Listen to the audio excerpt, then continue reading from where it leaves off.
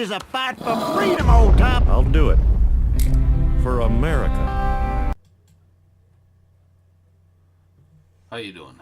This is Cable News Guy. I thought I'd do a review of Glenn Beck's book, Agenda 21. I know it's been out for a while now, but I keep hearing when I listen to his show and whatnot, they keep talking about it. So first, I'd like to say I'm a little miffed at myself for being stupid enough to jump at the pre-order hype where you would save 50% off the price of the book if you pre-ordered it from Books A Million, and it turns out that I spent about $5 more than I could have got at any place else if I would have waited just a few days. But that's my bad. I usually don't fall for gimmicks like that. You try to trust some people. I mean, I think Glenn Beck's awesome, but just like any place else, they got to make their money, and they do things that are a little, in my opinion, unscrupulous at times. But now that we're beyond that, the book itself, I was a little disappointed in it. I thought it was pretty much recycled material. And what I mean by that is if you were lucky enough to have grown up prior to the Berlin Wall coming down, back in the good old days, I guess, when the only thing we had to worry about was mutually assured nuclear destruction, back when Americans were still proud to be Americans. If you grew up back then, you probably learned everything you'd read in this book, from school.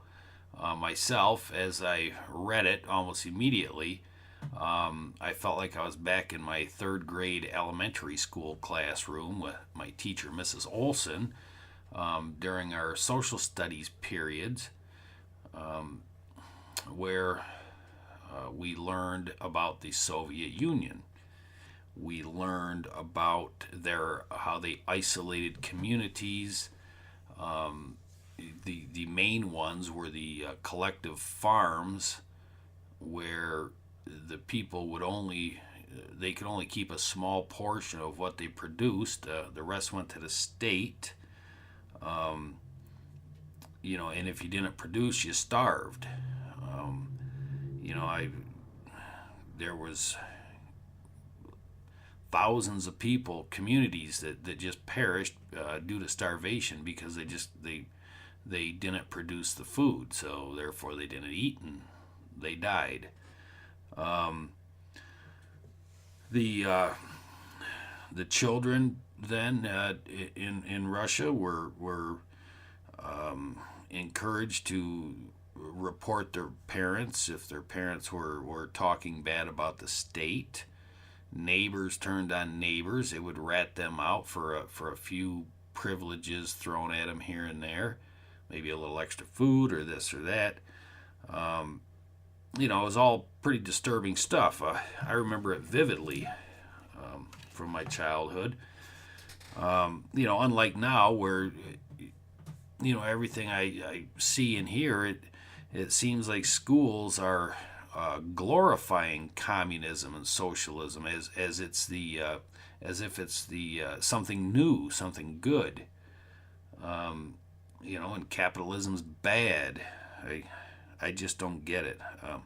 But back to Agenda 21, with the exception of the energy board and energy bikes in Agenda 21, like I say, the story to me brought me back to my school days when I learned about this stuff firsthand.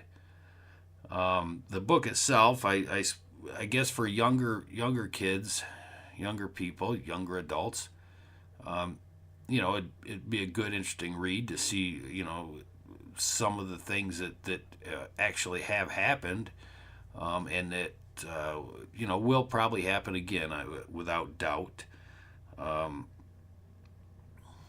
But for older people, it's still, it's still a fun book to read, but it just doesn't have that shock value that it might to to a younger reader. The ending of it, I did like the ending of it, and it has me very intrigued as to if there's going to be a part 2 to this. I hope so, because I would like to finish the story. So there you go. It's a pretty good book. It's not the best. It's not the worst. So I guess if you want to brush up on your history, read that, or go find yourself an old textbook. But anyways, I guess that's all I got to say about that. So I'll talk to you later. See ya.